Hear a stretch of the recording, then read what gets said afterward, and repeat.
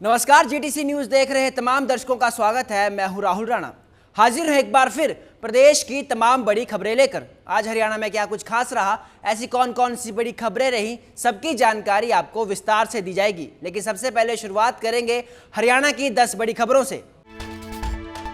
हरियाणा में एक बार फिर बदला मौसम, पंचकुला अंबाला आंधी के साथ तेज बारिश, छाया घना अंधेरा। 8 जिलों में आंधी का अलर्ट, अगले 3 दिन तक ऐसी ही रहेगी स्थिति। रेवाड़ी में सीएम सैनी ने 320 दिनों से चल रहा धरना प्रदर्शन करवाया खत्म। धरना स्थल पर पहुंचकर सीएम सैनी ने सुनी ग्रामीणों की मांगे। राव नरवीर सिंह और लक्ष्मण यादव भी रहे मौजूद। सीएम बोले पुराने स्थान पर ही बनेगा सिविल अस्पताल। रेवाड़ी के गोकुलपुर शिव मंदिर आश्रम में सीएम सैनी का संबोधन, सेवा, त्याग और धर्म को बताया राज्य की पहचान। आर्थिक विकास के साथ सांस्कृतिक मूल्यों पर दिया जोर, बोले सरकार करवा रही तीर्थ स्थलों की यात्रा। हरियाणा में कुलदीप बिश्नोई की जोरदार हुंकार, बोले रेखा शर्मा माफी मांगे नहीं तो बीजेपी को अर्श से फर्श पर ले आऊंगा। मैं वही पुराना बब्बर शेर हूं जिसको आप पिंजरे में रख सकते हैं लेकिन हाथ लगाने की हिम्मत नहीं कर सकते। सांसद ने कहा था भजनलाल बदमाशी कर जीते थे इलेक्शन। पंचकुला में पूर्व पार्षद सहित 5 कार्यकर्ता भाजपा से निष्कासित, टिकट कटने पर निर्दलीय लड़ रहे चुनाव। जिला अध्यक्ष बोले पार्टी के खिलाफ काम कर रहे संगठन के खिलाफ गतिविधियां बर्दाश्त नहीं। गुरुग्राम में पत्नी, 3 बेटियों और बेटे को जहर देकर मारा। आरोपी पति ने खुद नस काटकर आत्महत्या का किया प्रयास। भाई बोला भतीजी के मुंह से निकल रहा था जाग। एसीपी बोले आरोपी ने स्वीकारा वह जीना नहीं चाहता था इसलिए उठाया ये कदम। पंचकुला के पिंजौर में 5 साल के बच्चे को कुत्ते ने काटा, खेलते समय किया हमला। गंभीर हालत में हायर सेंटर रेफर। घटना के बाद स्थानीय लोगों में सरकार और प्रशासन के खिलाफ दिखा भारी रोष। गेहूं के बैग में ईंटें भरकर वजन बढ़ाने का खेल, फिर विवादों में आई करनाल की कंचपुरा मंडी। वीडियो हुआ वायरल। मामला सामने आने के बाद आढ़ती का लाइसेंस किया सस्पेंड, 10,000 का लगाया जुर्माना। पलवल में शादी समारोह में हुई फायरिंग, दुल्हन के भाई को लगी गोली, हालत गंभीर। पुनारी रंजिश बताई जा रही वजह, पुलिस ने मामला दर्ज कर जांच की शुरू। कुरुक्षेत्र में हुआ दर्दनाक सड़क हादसा, 26 साल के युवक की हुई मौत। शादी के 10 दिन बाद बुझ गया घर का चिराग, अचानक ब्रेक बनी कार ट्रक में घुसी। इलाज के दौरान युवक ने तोड़ा दम। और अब खबरें विस्तार से। हरियाणा में रविवार सुबह यानी आज मौसम ने एक बार फिर से करवट बदली।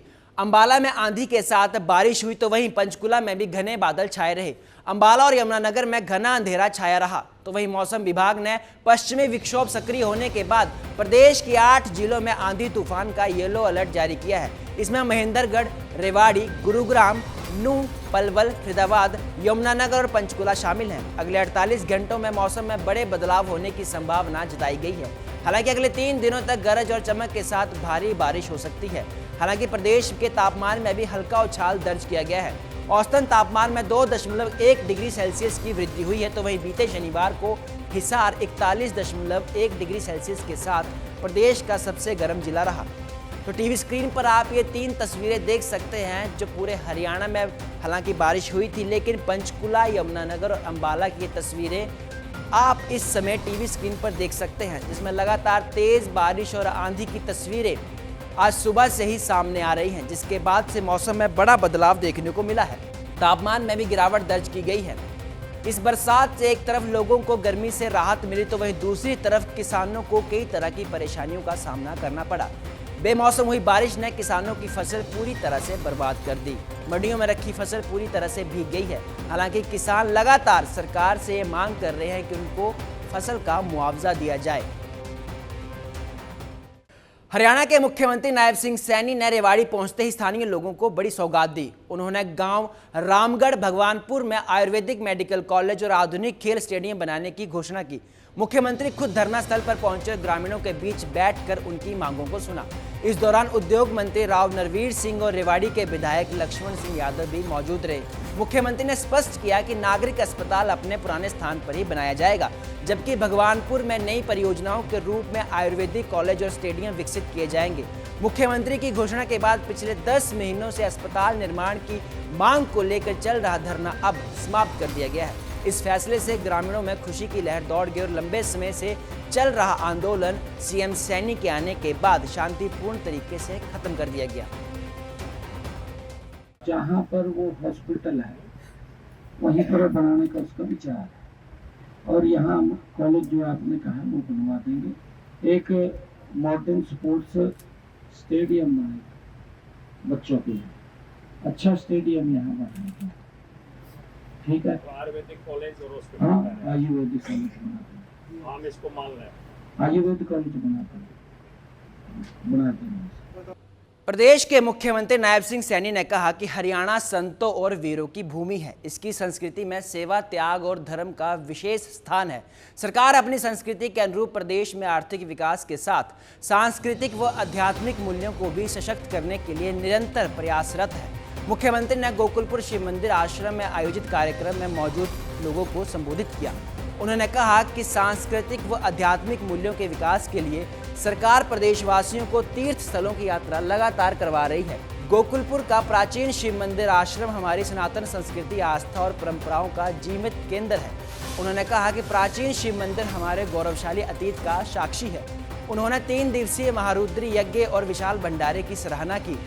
उन्होंने स्वामी धीरज गिरी महाराज की ओर से चलाए जा रहे पशु अस्पताल व गौ सेवा के कार्यों, गरीब व बेसहारा कन्याओं के विवाह और गरीब बच्चों की शिक्षा के लिए की जा रहे कार्यों की जमकर सराहना की। सीएम सैनी ने यहां भगवान शिव का अभिषेक किया तथा पूजा अर्चना कर भंडारे का प्रसाद भी ग्रहण किया। उन्होंने आश्रम में भक्तों के सहयोग से बनवाई गई महादेव प्रांगण का लोकार्पण भी किया।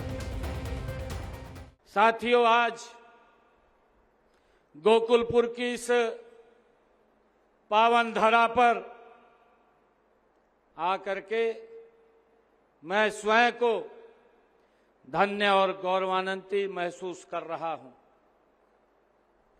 साथियों, यह स्थान हमारी सनातन संस्कृति, आस्था और परंपराओं का ये जीवंत केंद्र है।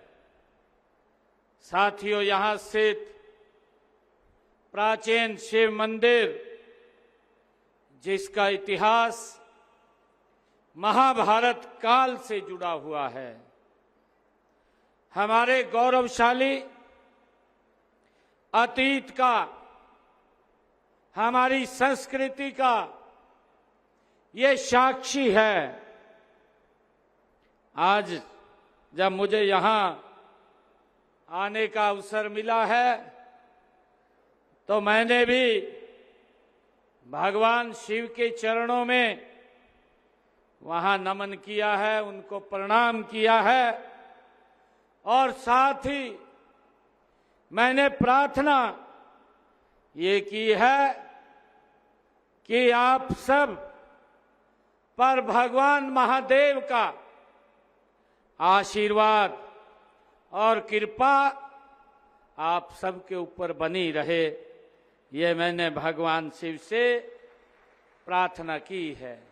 खबरों में आगे बढ़ेंगे, बात करेंगे हरियाणा बीजेपी की।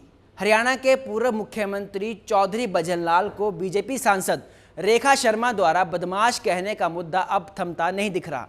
रेखा शर्मा के इस बयान से नाराज कुलदीप बिश्नोई ने बीजेपी को खुले तौर पर अल्टीमेटम देते हुए रेखा शर्मा से माफी मंगवाने की मांग की और कहा कि भाजपा के प्रदेश अध्यक्ष मोहनलाल बड़ौली चौधरी भजनलाल के लिए सम्मानजनक शब्दों का प्रयोग करें। उन्होंने दावा किया कि बीजेपी को सत्ता में लाने वाले वे खुद हैं। 3 में से 2 बार उनकी वजह से हरियाणा में बीजेपी की सरकार बनी और जरूरत पड़ी तो अर्श से लेकर फर्श तक वे उसे मिला सकते हैं। कुलदीप बिश्नोई ने खुद को बब्बर शेर बताते हुए कहा कि शेर को सिर्फ पिंजरे में रख सकते हैं, लेकिन शेर के नजदीक जाने और हाथ लगाने की कोई हिम्मत नहीं कर सकता। आपको बता दें कि राज्यसभा सांसद रेखा शर्मा ने पंचकुला में भाजपा से मेयर पद के उम्मीदवार श्यामलाल बंसल के लिए वोट मांगते हुए पिछले दिनों मंच से कहा था कि कुछ नेताओं ने बदमाशी करके चुनाव जीता है।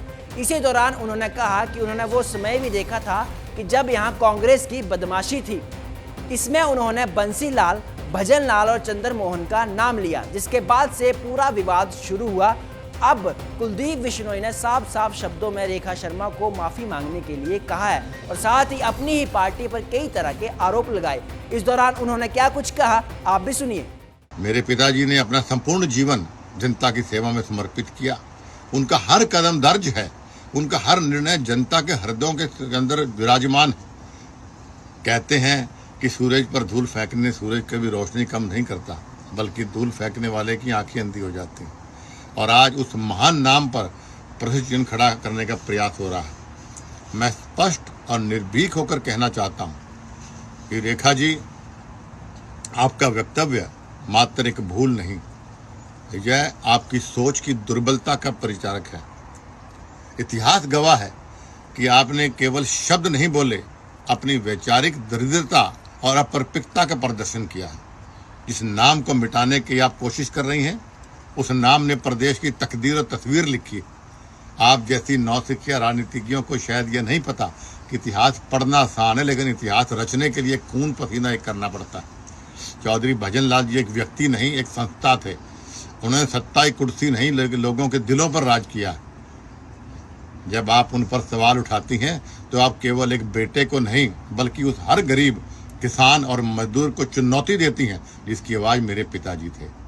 इतिहास पर बोलना सरल है रेखा जी, किंतु इतिहास को समझना और उस पर जीना और उस पर रचने के लिए संघर्ष करना, इसके लिए जिगरा चाहिए, औकात चाहिए।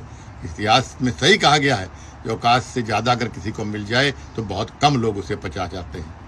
केंद्रीय सहकारिता राज्य मंत्री कृष्णपाल गुर्जर ने बल्लभगढ़ के मुहाना रोड पर बनाए जा रहे एलिवेटेड पुल के निर्माण कार्य का निरीक्षण किया और जरूरी दिशा निर्देश भी दिए। इसके अलावा अधिकारियों को कहा कि तय समय सीमा के अंदर पुल का निर्माण और कार्य गुणवत्ता के साथ जल्द से जल्द पूरा करें। इस अवसर पर उनके साथ बल्लभगढ़ क्षेत्र के विधायक एवं पूर्व कैबिनेट मंत्री मूलचंद शर्मा सहित भाजपा के कई कार्यकर्ता मौजूद रहे। वहीं केंद्रीय राज्य मंत्री कृष्णपाल गुर्जर ने स्थानीय निवासियों से भी मुलाकात की और उन्हें कहा कि इस एलिवेटेड पुल के बनने से लाखों नागरिकों को आवागमन में लाभ मिलेगा और यातायात सुगम होगा। मुक्त करने के लिए सरकार से एक 250 करोड़ का एलिवेटेड पुल मंजूर कराया था और उसका काम बहुत तेजी से चल रहा है। तो आज उसका निरीक्षण करने के लिए आए थे कि जिससे समय से ये पुल का काम पूरा हो जाए और बल्लभगढ़ से ग्रामीण क्षेत्रों में जाने वाले लोगों का आवागमन सुगम हो, उनको जाम से मुक्ति मिले। एक बहुत बड़ा प्रोजेक्ट लगभग 250 करोड़ रुपए का वो बल्लभगढ़ के लोगों को यहाँ मिलने जा रहा है। गुरुग्राम के गांव वजीरपुर में एक दिल दहला देने वाला मामला सामने आया है, जहां एक सनकी व्यक्ति ने अपनी ही पत्नी के साथ अपने ही 4 बच्चों को जहर देकर मौत के घाट उतार दिया, जिसके बाद आरोपी ने अपने हाथ की नस काटकर खुद भी आत्महत्या करने का प्रयास किया। इस पूरे घटनाक्रम का खुलासा उस वक्त हुआ जब उनके रिश्तेदार घर पर आए और सभी को बेसुध हालत में पाया। व्यक्ति के हाथ से खून निकलता देख रिश्तेदार सभी को अस्पताल ले गए, जहां डॉक्टर ने महिला व उसके 4 बच्चों को मृत घोषित कर दिया, जबकि पति को अस्पताल में भर्ती कर इलाज शुरू कर दिया। घटना की सूचना मिलते ही पुलिस मौके पर पहुंची और शव को कब्जे में लेकर जांच शुरू कर दी। वहीं एसीपी की माने तो इस पूरे मामले की जांच चल रही है। अभी पुलिस ये भी जांच कर रही है कि इन्हें जहर दिया गया था या गला दबाकर हत्या की गई थी। नाजिम को भी हाथ पर चोट लगी है, उसने खुद भी सुसाइड करने की कोशिश की थी। आरोपी से जब पूछताछ की गई तो उसने बताया कि वह जीना नहीं चाहता था, इसीलिए उसने ये खौफनाक कदम उठाया। मामला ये मोमदन रहता था ऊपर, उसके 4 बच्चे थे और एक वाइफ थी। उसने गरम जहर देकर अपनी वाइफ को मार दिया और खुद नस काट ली। अभी हॉस्पिटल में है। अभी पूरा प्रशासन आया हुआ था यहाँ। अभी कुछ कन्फर्म नहीं क्या हुआ क्या नहीं हुआ। कितने साल से रहते थे, क्या करते थे वो?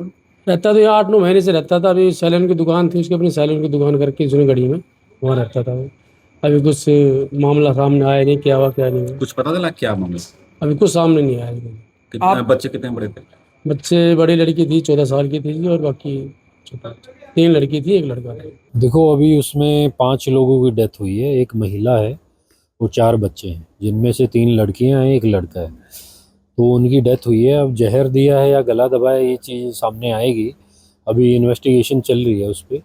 और उसके हस्बैंड को चोटें हैं हाथ पे, मतलब उसने ऐसा कुछ किया है। तो अभी इस पे चल रही है इन्वेस्टिगेशन, तो उसके हिसाब से कार्रवाई की जाएगी। करनाल जिला की कंजपुरा मंडी एक बार फिर गड़बड़ियों को लेकर सुर्खियों में है। इस बार मामला गेहूं के बैग में ईंटें भरकर वजन बढ़ाने का सामने आया है। सोशल मीडिया पर वायरल होने के बाद मंडी प्रशासन हरकत में आया और एक आड़ती का लाइसेंस सस्पेंड करते हुए उस पर 10,000 रुपए का जुर्माना लगाया गया। वायरल वीडियो 2 या 3 दिन पुराना बताया जा रहा है। इसकी लोकेशन काछवा में हैफेडोर वेयर हाउस के गोदाम के पास की बताई जा रही है। वीडियो में साफ दिखाई दे रहा है कि एक लोडिंग गाड़ी में रखी गेहूं की बोरियों से ईंटें निकल रही हैं। जब मजदूर को इन बोरियों को गाड़ी में लोड कर रहे थे तब उनके सर में ईंटें चुभी। इसके बाद उन्होंने अधिकारियों को इसकी शिकायत दी। जांच में सामने आया कि कई बैगों में ईंटें भरी गई थी, जिसके बाद मामले की पूरी वीडियो बनाई गई और सोशल मीडिया पर वह वायरल हो गई। हालांकि इसके बाद आड़ती का लाइसेंस सस्पेंड करते हुए उस पर 10,000 रुपए का जुर्माना भी लगाया गया। मैंने भी उसको मीडिया के माध्यम से ही देखा था, लेकिन उसको देखने के बाद मेरे जब संज्ञान में बात आई तो मैंने उस आड़ती का पता किया मंडी से और उसको बुला के उसको नोटिस दिया और उसको 2 घंटे के बाद उसको कोई जवाब हमारे को नहीं दिया तो हमने उसका लाइसेंस सस्पेंड कर दिया और 10,000 रुपये पेनल्टी लगा दी। क्या वीडियो क्या था वो?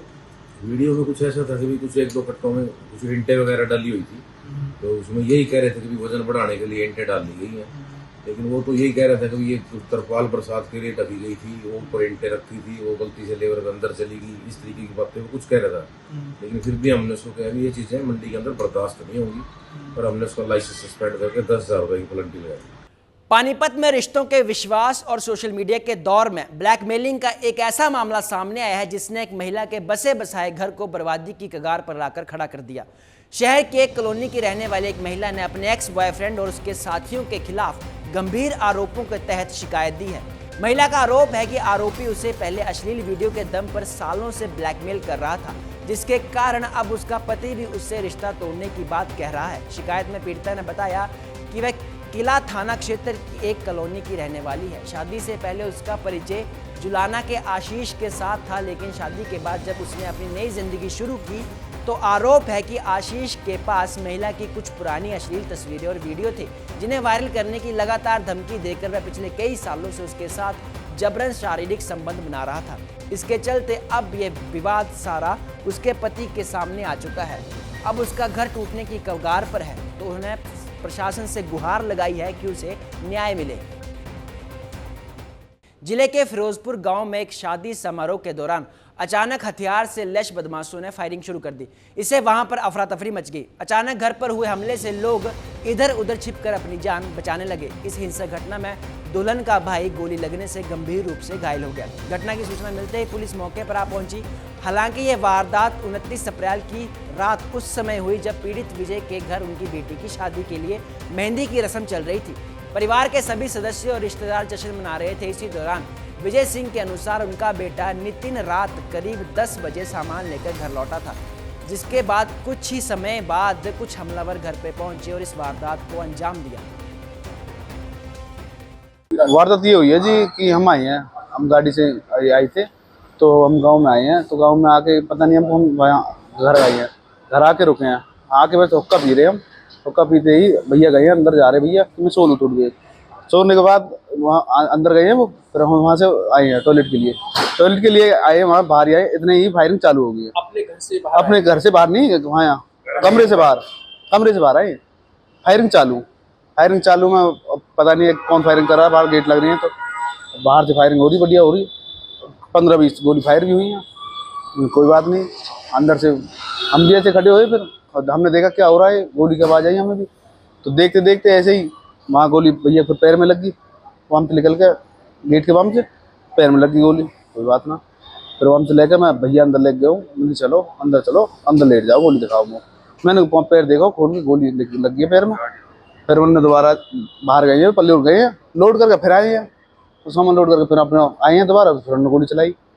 कोई बात ना, फिर गोली चला के फर्ज गाड़ी, 2 गाड़ी हमारी क्रेटा खड़ी, 2 बलेनो आगे खड़ी एक, तो वो क्रेटा तो बिल्कुल खराब कर दी उन्होंने, आगे पीछे थे फर्चा मारे मैं पैर में फर्चा मारे, और जो पीछे ही बलेनो बाकी चीज़ें तोड़ दिए बस।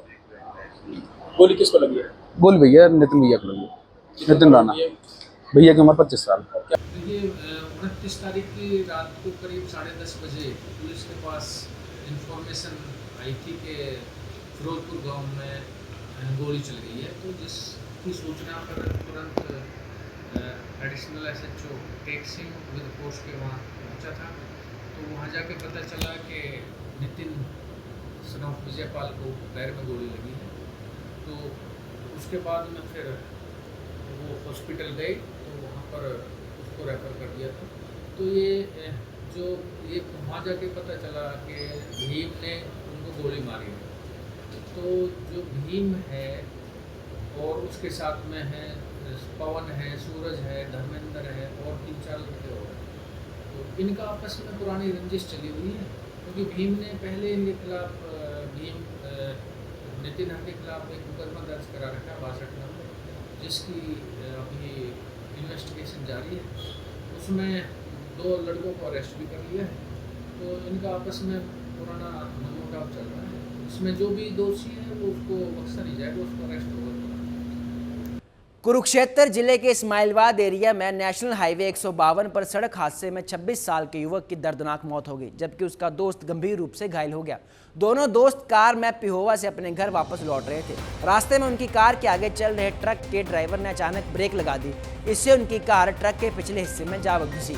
मृतक की पहचान गौरव कुमार उर्फ साहिल निवासी खनीडवा के रूप में हुई है। करीब 10 दिन पहले ही साहिल की शादी हुई थी। साहिल को कुछ दिन बाद न्यूजीलैंड वापस लौटना था। साहिल खुद कार चला रहा था और उसका दोस्त अंकित उसकी साथ वाली सीट पर बैठा था। पुलिस ने ट्रक ड्राइवर के खिलाफ केस दर्ज कर जांच शुरू कर दी है। सोनीपत जिले के खरखोदा क्षेत्र में हेल्थ व्यवस्था को लेकर एक बड़ा और चौंकाने वाला मामला सामने आया है, जहां बिना किसी डिग्री और रजिस्ट्रेशन और अनुमति के एक मल्टी स्पेशलिस्ट हॉस्पिटल लंबे समय से संचालित किया जा रहा था।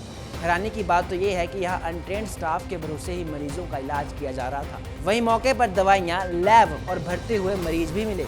शिकायत के आधार पर सीएम फ्लाइंग और स्वास्थ्य विभाग की संयुक्त टीम ने छापेमारी कर पूरे मामले का पर्दाफाश किया। इस कार्रवाई के बाद इलाके में हड़कंप मच गया और स्वास्थ्य सेवाओं की गंभीर लापरवाही उजागर हुई। अस्पताल में बिना अनुमति दवाइयां रखी गई थी और मरीजों से इलाज के दौरान ही दवाइयों और फीस का पैसा वसूला जा रहा था। ये पूरा काम बिना किसी नियम और कानून के किया जा रहा था, जिससे मरीजों की जान को लगातार इसमें खतरा बना हुआ था। आज हमने यहाँ पे सीएम फ्लाइंग के साथ में रेड करी थी और यहाँ पे डॉक्टर नहीं मिला और एक पेशेंट भी मिला जिसका नाम पिंकी है और उसको एडमिट किया गया था। अभी पिंकी की वाइटल्स चेक करके और हम एम्बुलेंस बुला रहे हैं, जिससे उसको सिविल हॉस्पिटल में रेफर कर रहे हैं। क्या इस हॉस्पिटल के से संबंधित कोई डॉक्यूमेंट मिले हैं यहाँ पे? नहीं, अभी कोई डॉक्यूमेंट्स नहीं जिससे पता लगे कि डॉक्टर यहाँ पे आते हैं। यानी कि ये है कि डॉक्टर है नहीं और हॉस्पिटल चल रहा है। हाँ जी। आज के लिए इस बुलेटिन में मेरे साथ फिलहाल इतना ही। आप बने रहिए जीटीसी न्यूज़ के साथ। मुझे दीजिए इजाज़त। नमस्कार।